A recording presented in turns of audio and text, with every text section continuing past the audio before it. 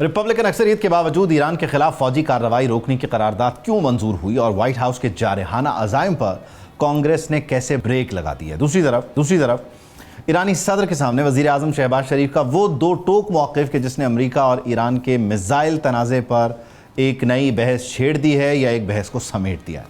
अमन मुआहदे के फ़ौरन बाद IAEA को रसाई से इनकार और आबना हरमुज़ की नाकाबंदी की धमकियां भी सामने आ रही हैं। क्या ओमान और ईरान का मुश्तरका एलामिया व्हाइट हाउस के लिए एक नया चैलेंज है या खित्ता तूफ़ान से पहले की खामोशी का इस वक्त शिकार है?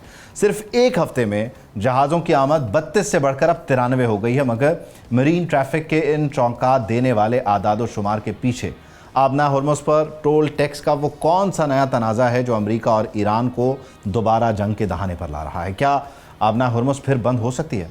बहरी गुजरगाह पर टोल लेने का तनाज़ा एक बार फिर अमेरिका ईरान कशीदगी बढ़ा रहा है। खबर ये नहीं है कि अमन मुआहदे के बाद आबना हरमुज़ में जहाज़ों की आमद व रफ्त में गैर मामूली इजाफा रिकॉर्ड किया गया है।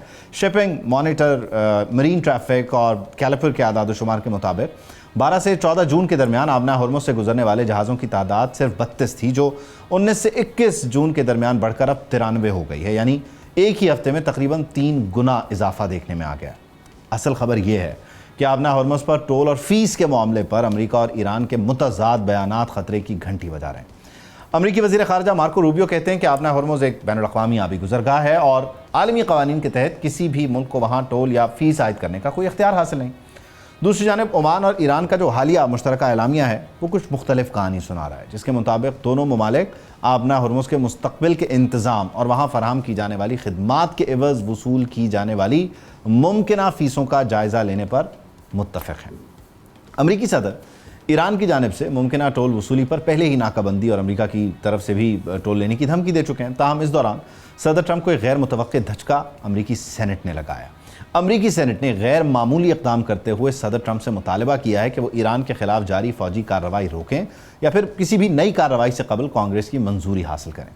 रिपब्लिकन अक्सरियत रखने वाली सेनेट में मंजूर होने वाली करारदाद के हक़ में 50 जबकि मुखालिफत में 48 वोट आए। हैरान कुन तौर पर चंद रिपब्लिकन्स ने तकरीबन 4 ने डेमोक्रेट्स का साथ दिया है। इससे कबल कांग्रेस भी इसी नौयत की करारदाद मंजूर कर चुकी है। ताहम सदर ट्रंप ने सेनेट की इस वोटिंग को सख्त तनकीद का निशाना बनाते हुए इसे बेवक्त और बेमानी करार दिया।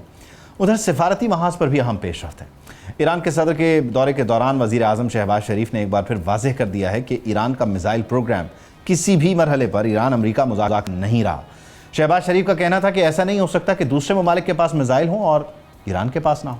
यही मौक़िफ़ अमरीकी सदर ट्रंप ने भी 18 जून को पेरिस में गुफ्तगू करते हुए दोहराया था या पहली बार बताया था कि सबके पास मिसाइल हों और आपके पास ना हो तो कुछ अजीब लगता है। अब असल सवाल यह है कि आबना हरमुज़ के मामले पर अमेरिका और ईरान के मुतज़ाद बयानात क्या आइंदा आने वाले दिनों की जो खींचातानी है, तनाव है, उसकी तरफ इशारा कर रहे हैं या ये दोनों ऑप्टिक्स को फीड कर रहे हैं और अपने अपने अवाम को जो है वो ये बताना चाहते हैं कि दोनों ही अपनी अपनी पोजीशंस पर कायम हैं लेकिन हमको भी मौका देना चाह रहे हैं। आसिफ दुरानी साहब मुझे ज्वाइन कर रहे हैं, साबिक सफारतकार हैं। बहुत शुक्रिया दुरानी साहब, thank you for your time.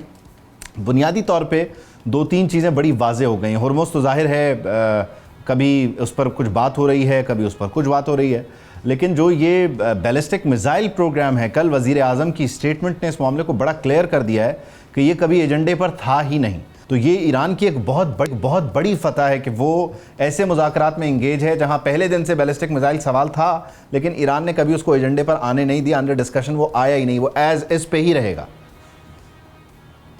जी सही है, बैलिस्टिक मिसाइल जो है वो आज की बात नहीं है।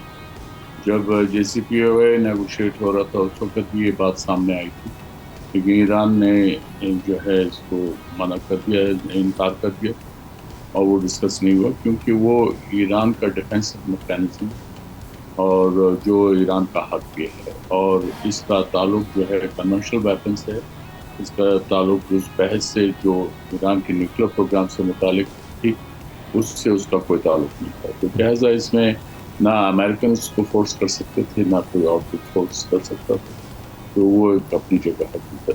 जी यकीनी तौर पे, बल्कि ईरानी सदर ने कल ये कहा भी है ना कि अगर हमारे पास ये सब ना होता तो गज़ा जैसा हमारा हाल होता तो हम कभी भी अपने डिफेंस मैकेनिज्म पे जो है बात करने के लिए तैयार नहीं। लेकिन दूसरी तरफ हरमुज़ को लेके कुछ आपको लगता है कि मामलात बिगड़ रहे हैं या आप समझते हैं कि वो 1 पेजर जो अरेंजमेंट है उस पर दोनों का इत्तफाक नहीं है या उसमें कुछ तब्दीलियाँ चाहते हैं या ऑप्टिक्स को फीड कर रहे हैं जब ये कहते हैं कि जी अच्छा वो एलामिया ओमान से जो आया है وہ ایران میں لوگوں کو فیڈ کرتا ہے اور امریکی صدر جب یہ کہتے ہیں کہ ہم ٹول نہیں لگنے دیں گے تو وہ اپنے آپٹکس کو فیڈ کریں.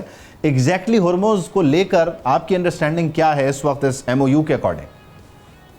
دیکھیے میرے خیال میں تو ہرمز جو ہے وہ جو اسٹیٹس کو اینٹے ہے وہ ریسٹور ہو جائے گا جس طرح سے پہلی صورتحال تھی، کیونکہ ایران کو ڈپلومیٹیکلی نقصان ہوگا اگر وہ اس پہ ٹول لگانا چاہے گا.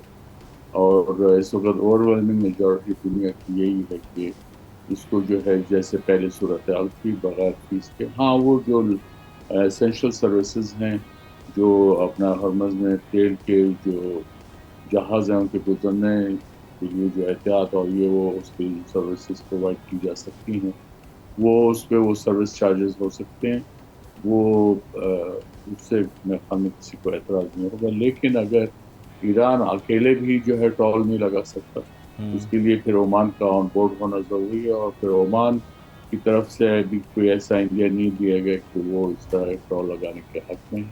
اور اوور آل جب آپ بات کرتے ہیں تو it has to be under the parameters of United Nations Convention on Law of the Seas ہے، اس کے مطابق کرنا پڑے گا، اس سے ہٹ کر آپ کچھ نہیں کر سکیں.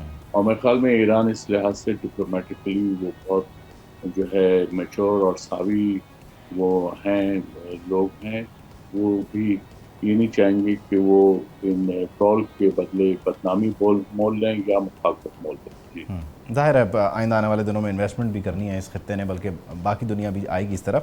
آئیے ای کو ایکسیس نہ دینا جو ایران اپنے نئے بیان میں کہتا ہے کہ ہم بنیادی طور پہ وہ جو انفراسٹرکچر جس سے نقصان پہنچا وہاں تک ایکسیس نہیں دیں گے، اس کی آپ کی نظر میں کیا ریزننگ ہو سکتی ہے؟ کیوں جب آئی اے ای کو ایکسیس دے رہا ہے تو وہاں تک کیوں نہیں دے رہا جہاں تک امریکہ چاہ رہا ہے؟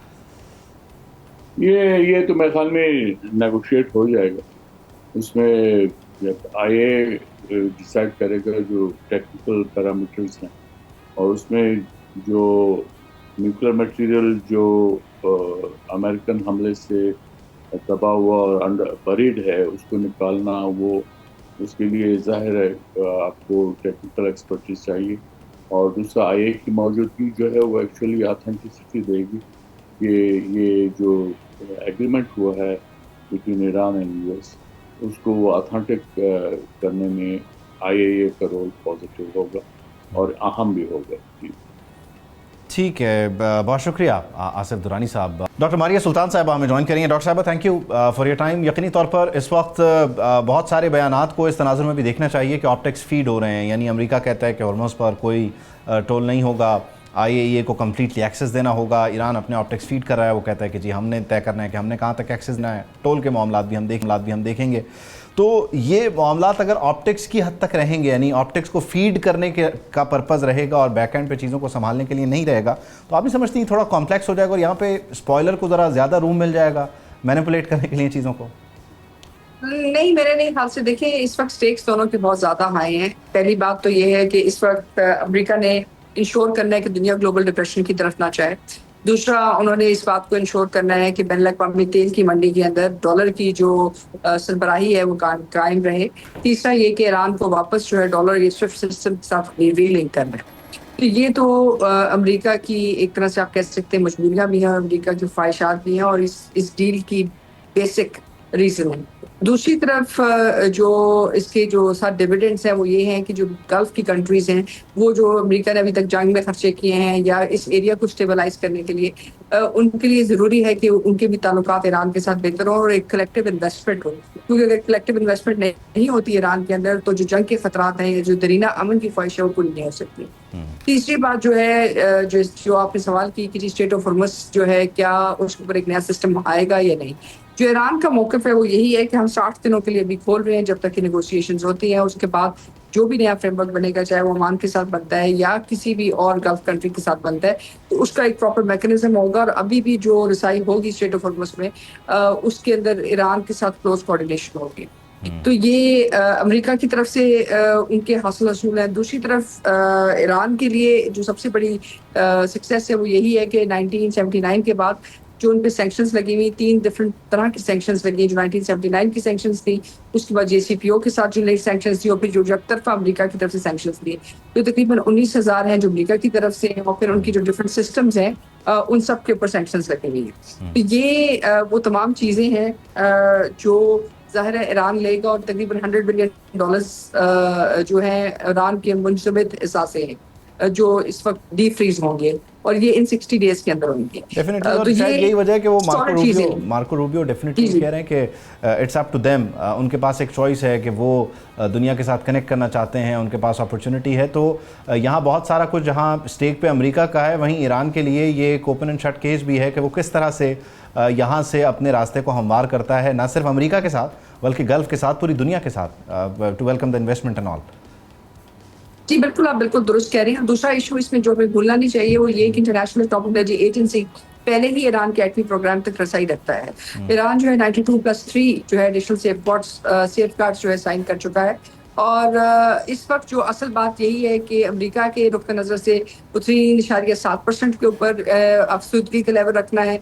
जो उससे पहले ईरान का जो राइट था JCPO के नीचे वो 5% था, लेकिन चाहे वो 5% हो या 3.7% हो, वो जो ईरान का मौक़िफ़ है कि जी उनका जो राइट है वो बरकरार रहे, वो उससे बरकरार रहता है। और अमेरिका का जो आर्ग्यूमेंट है कि वो एटमी हथियारों के लिए इस्तेमाल ना हो, वो भी कायम रहता है। वो इसलिए क्योंकि अगर आप 5% से कम करते हैं तो उसकी जो एटॉमिक वैल्यू है वो कम होती है इस डाइवर्जन के पॉइंट ऑफ व्यू से। 5% से अबव इट्स टेक्निकल मैयर की बेसिस के ऊपर जाहिर है वो फिर it's a question of time, not a question of technology और not a question of technique, जिससे आप कह सकते हैं कि कोई भी मुल्क जो है एटमी ताकत बन सकता है। तो ये चीजें ओपन एंड शट केस हैं as far as nuclear is concern, क्योंकि उसमें ईरान का जो मौक़िफ़ है वो यही है कि वो एक एटमी रियासत नहीं बनना चाहते, लेकिन अपना एटमी राइट बरकरार रखना चाहते हैं। डेफिनेटली। अच्छा, इसमें एक चीज़ और मैं आपसे जानना और समझना चाहता हूँ, क्योंकि ये बहुत अहम है कि अमेरिका की ख्वाहिश है कि वाशिंगटन में होने वाले लेबनान के जो मुज़ाकरात हैं और इसराइल के, उनको ईरान और अमेरिका के मुज़ाकरात से अलग रखा जाए। यानी ठीक है डायरेक्टली प्रोपोर्शनल वाला मामला है, लेकिन उनकी ख्वाहिश है कि इसकी कामयाबी उसकी नाकामी ना हो या उसकी नाकामी इसकी नाकामी में कन्वर्ट ना हो। तो आप समझती हैं कि ईरान के लिए ये सूदमंद है, या ईरान का तो पूरा केस यही है कि डायरेक्टली प्रोपोर्शनल मामला है और लेबनान जब तक हम इक्वेशन में नहीं होगा हम तो बात ही नहीं करेंगे। अभी जो फोटो ऑप्स नहीं हुई, जो एक फ्रेम नहीं बना, उसकी भी बुनियादी वजह लेबनान जी। लेकिन लेबनान इतना आसान नहीं है। Lebanon conditionally hot and cold रहेगा, लेकिन ईरान भी इस पर अपना मौका बरकरार रखेगा, और जाहिर है वो एक टफ नेगोशिएशन पोजीशन है ईरान के लिए। अमेरिका के लिए थोड़ी सी चैलेंजिंग है, क्योंकि उसके अंदर बराह रास्त अमेरिका उन नेगोशिएशंस को लीड नहीं कर रहा, वो नेगोशिएशंस जो है इजराइल लीड कर रहा है। सो उसमें अमेरिका का जो असर रसूख है इजराइल के ऊपर, वो देखना होगा कि वो कितना है और कितनी हद तक उन पे इम्पैक्ट कर लेके आ सकते हैं। और इजराइल की तरफ से भी जो बातें आ रही हैं वो ये कह रहे हैं कि जी हम अपने दफाई इक्विपमेंट तक बाकी तमाम चीज़ें दूसरी जगह पर डाइवर्ट कर लेंगे। अगरचे ये नामुमकिन है, क्योंकि इस वक्त वो अमेरिका से डिफेंस एड लेते हैं, अमेरिका की दफाई जो एड है उसके तहत अपनी सिक्योरिटी को चला रहे हैं। लेकिन दोनों मुल्कों के लिए स्पेशली इसको आप इस ट्रांसफॉर्मेशन से ना देखें, इसको आप अब्राहम अकॉर्ड की ट्रांसफॉर्मेशन से देखें, क्योंकि अब्राहम अकॉर्ड में इजराइल ने, यूएई ने, हिंदुस्तान ने के मद्दे मुकाबिल, पाकिस्तान के मद्दे मुकाबिल, सऊदी अरेबिया के मद्दे मुकाबिल हिंदुस्तान को एक नेट सिक्योरिटी प्रोवाइडर के तौर पे बिल्ड किया जा रहा था। लेकिन इस ईरान वॉर के साथ जो अमेरिका के साथ हुई है, उसमें ना तो हिंदुस्तान वो रोल अदा कर सका है, ना इजराइल वो अदा कर सकता। बहुत सारे रियलिटी चेक डेफिनेटली बहुत सारे लोगों को मिले हैं। बहुत शुक्रिया डॉक्टर साहिबा, थैंक यू फॉर जॉइनिंग। यकीनी तौर पर आइंदा आने वाले दिनों में ज़ाहिर है हर तरफ से खींचातानी होगी, लेकिन रास्ता जो है वो अमन को ही मिलना चाहिए, कि अमन जो है वो बहुत ज़रूरी है। सब्सक्राइब करें और बेल दबाएं ताकि कोई खबर रह न जाए।